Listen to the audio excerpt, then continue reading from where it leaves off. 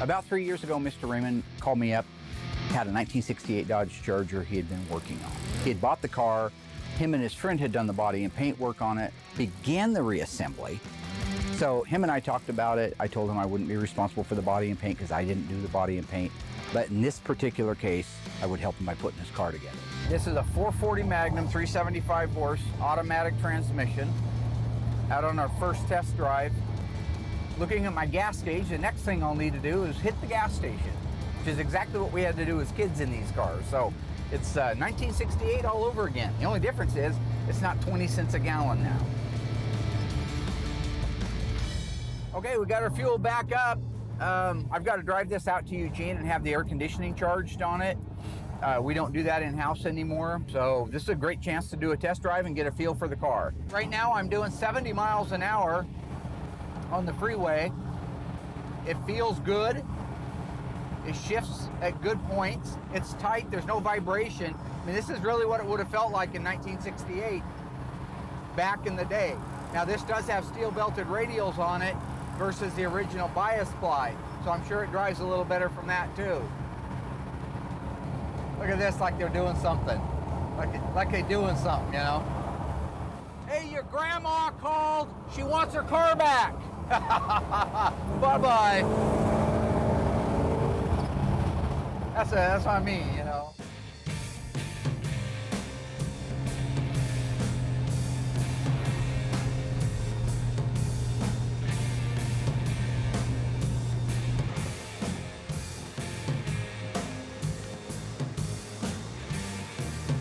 I just got out to the repair shop in Eugene. It's about a 10-mile drive. Everything worked great on the car. It tracked great, drove great, everything working like it's supposed to. My mechanic, he's gonna go ahead and charge the air conditioning. As soon as that's done, we'll disconnect. I'll head back over to the shop, and I think Kane's gonna be in this afternoon to take delivery of it. So, all good.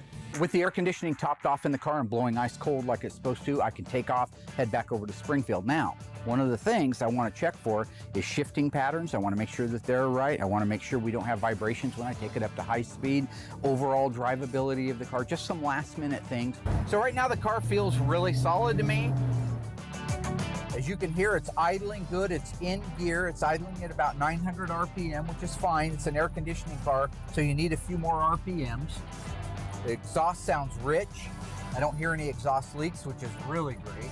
So I'm gonna take it down to first gear manual low and row through the gears. It's an automatic, so I'm just gonna wind it up a little. Here's second gear. Good solid shift.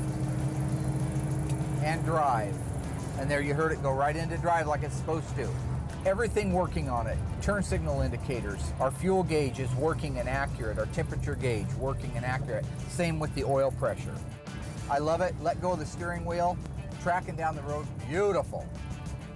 So this is very successful. I'm excited. This is a great car. When you take into consideration the style of the 68 Charger, one of the most beautiful cars on the planet, and then that, it's just hard to argue with one of these cars. I'm gonna take it back, make sure we do a final wipe down, get the dust off of it, and then the owner will be in this afternoon. Another happy customer delivered.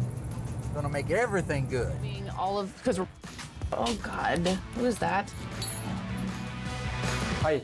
Hi. I'm here to pick up my car. My name is Kane Raymond. I'm a chef. I've been chefing for 25 years now. I did a bunch of TV shows. I was on No Kitchen Required. You maybe might have seen me on there. Chopped, Food Fighters on NBC. I basically cook, man. That's what I love to do. Kane, oh, Melissa. Hi, nice to meet you. How Nice are to you? meet you too, I'm good. Oh. What's going on? I came up to Graveyard Cars to pick up my 1968 Dodge Charger that I've had restored here. I didn't know you were gonna be here today. Really? Honestly, yeah, so I hope my dad, does my dad know? Yeah, he's expecting me, I think. Yeah, I told him. Yeah, Okay. I told him I was coming. Okay. Well, I mean, I don't know, it's so hard to get a hold of that guy. Oh, okay. Yeah. I'll go hang out maybe with Will or something if that's cool. Yeah, Make no, a look at totally. some cars and... Yeah, go ahead, Yeah, go, all right, go and awesome. grab Will. He'll probably know All more right, what's cool. going on, Thank you. hopefully. Good You're to welcome. see you. Nice to meet you. Nice to meet you too. Well,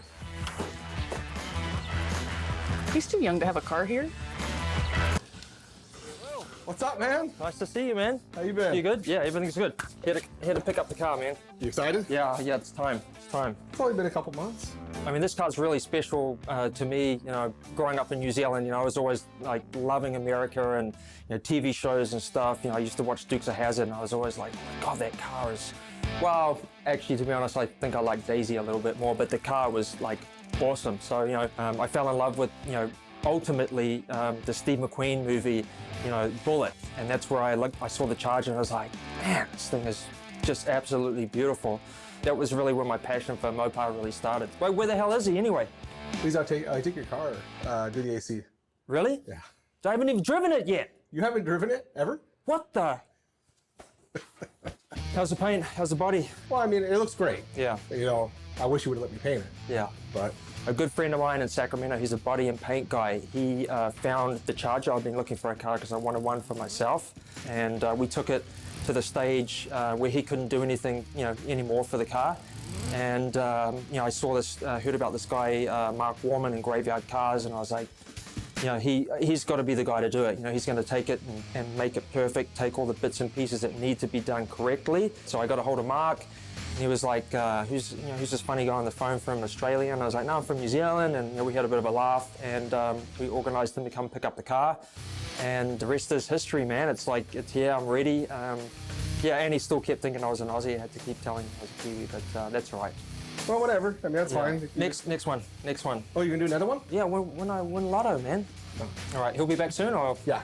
Probably about an hour. Okay, and you're gonna do some barbecuing? Yeah, man, I want to do it. I brought some food. I want to cook and give some food back to everybody for like making it happen for me. Like a little give back, you know. Dude, that's awesome. Yeah, cook you guys some. Hopefully you won't get sick. All the barbecuers out All right, here. dude, let's do it. One of the things I really wanted to do when I came up here for not just Mark, but the whole team, you know, Will and Alyssa and George and everybody, you know, all the guys, was, you know, really cook something for them. You know, when I did No Kitchen Required, we went into these indigenous cultures and we worked with these indigenous people, and they would cook for us and we would cook for them, and we would sit around and we would eat together and we would laugh and talk and, you know, create stories, you know, and these memories and stories are really important to who I am, especially coming from New Zealand. It's part of my culture, and, you know, I thought what better place to come up here and cook something for Mark and the team and feed them and be like, thanks, man, I really appreciate all your hard work. Let me do something for you, you know? Let's eat a meal together, let's talk, let's share some stories about what's happened with the car and everything, and come to this sort of, you know, this really cool place. I decided to do something pretty simple for everyone. You know, I was gonna make like a really nice light coleslaw. It isn't really heavy mayonnaise based. It's like cabbage and carrots and onion and all these fresh vegetables that are raw with, you know, mint and cilantro and all these fresh herbs. And I did some little Moroccan grilled prawns, shrimp. You know, Mark's always shrimp, mate. You know, I'm like got this Australian accent going on. He cracks me up, but again, I had to be like, Mark, I'm a Kiwi, man. Stop with the Australian. So we did some really cool grilled shrimp on this wicked AMG grill. I mean, it's next level. I cannot believe it. I really actually want to get one. It was awesome. So some grilled prawns on top of that, and then I made a really nice little spicy green onion and Japanese like mayo that goes on top. So, you know, it's like a little sweet shrimp, a little spicy mayonnaise, and then this fresh salad on a brioche roll. It's like, it's a sandwich, but, you know, it's like there's heart and soul in the food, and, you know, it's it, man. It's it. All right, lunch is ready. Let's do this. Oh, look at there. Woo. Look at that. You know, at the end of the day, I think that what we're doing is a good thing for everybody across the board that owns these cars. But I think it's also sparking a lot of memories and imagination of days that have gone by or days that could come. In the case of Kane Raymond, I think it's days that are going to come. He's a pretty young guy, so he's looking forward to many years of having fun on that thing. He made us a really great lunch. Fantastic lunch. That was cool. Well, listen, thank you so much for coming out. If I eat any more, I'm going to blow up. Thanks, buddy. I appreciate it. You're a good guy. Thank you. Good guy. Yeah, I don't think that's gonna happen. Will you? You know, the car's taken 3.5 years. It was worth the wait. This car is unfreaking believable. I mean, it is, you know, the words just sort of disappear. I love this car, man. I have this connection, this emotional connection to the car like I do with food, and it is gorgeous, unbelievable. Miela, I love you. I miss you. I can't wait to bring this car home and we can go for a drive and we can pick up your girlfriends and tear it up and down the street at 40 miles an hour. So you're safe.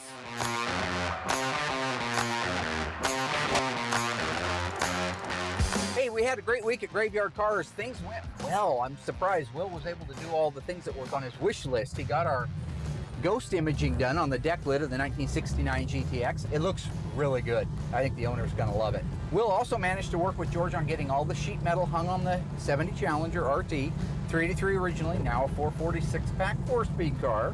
Once that was done, Will was able to do the final block and paint work. B7 blue is a gorgeous color.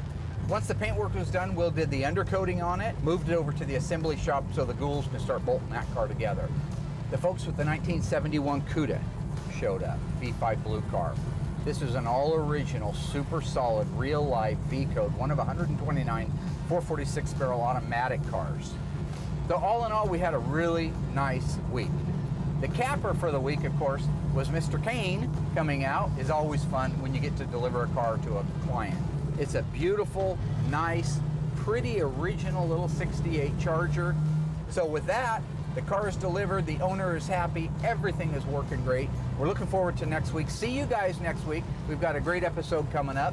Meanwhile, I am on my way home to sit at my little outdoor fire, barbecue me up a couple of steaks, have some Diet Coke because I don't drink, and get rested for next week.